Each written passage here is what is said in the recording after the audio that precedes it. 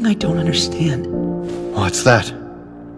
When I turned around to try to save you, that woman already had her gun to your head. It's funny. How could I have shot before she did? I don't know. You shot first because she hesitated. It's simple. I'm sorry, Armin. You wouldn't have had to save me if I'd just done my job.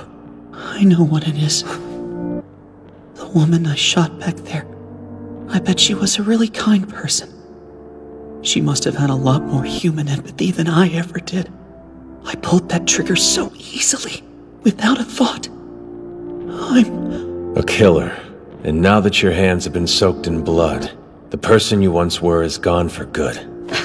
Why would you say that? And you shouldn't regret it for 1 second.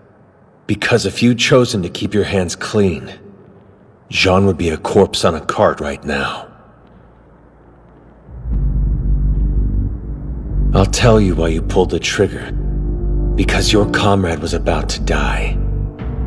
Armin, everyone on our squad survived today because you got blood on your hands. Thank you.